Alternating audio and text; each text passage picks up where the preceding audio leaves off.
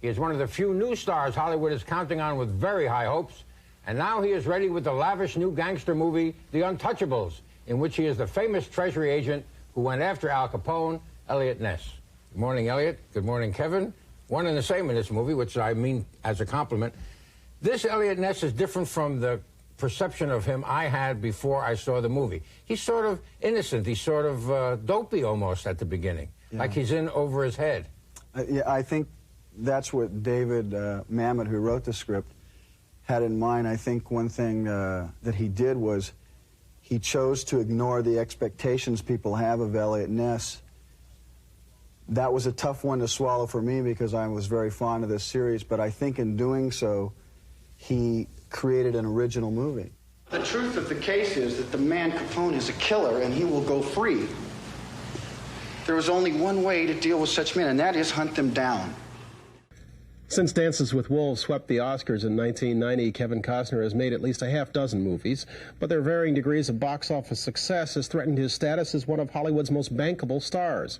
He's now hoping his newest film, Waterworld, will make a much bigger splash. Kevin, welcome back. Thanks. How badly do you need this to be a hit? You tell me. Well, I tell you, I feel employable. You know, I have a high-class problem. I think, those movies, I believe in all those movies and still do. You know, we talk about box office, and I think it outweighs the quality of a movie often, because I've had movies that I didn't think were as good as others that made tons of money. They all try to be great, but I don't put a lot of stock in it. I haven't built a career around sequels, and I haven't built it around bestsellers, so the movies have kind of an original stamp and don't have an immediate following, and a lot of movies do nowadays. They have a cartoon background or a bestseller background.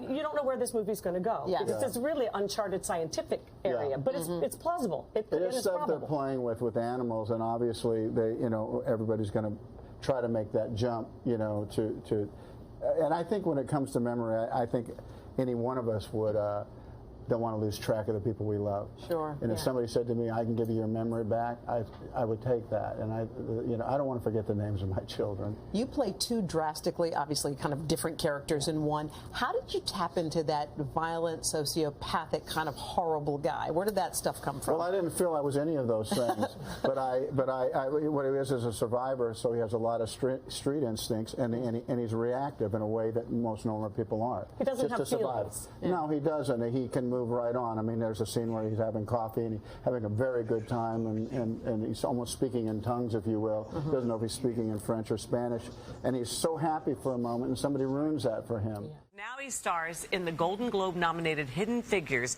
based on the true story of three African-American female mathematicians who made history at NASA. Well, there it is. Atlas. What's her name? Catherine Goebel. Are you a spy, Catherine? Am I what? I said, are you a Russian spy? No, sir. I'm not Russian.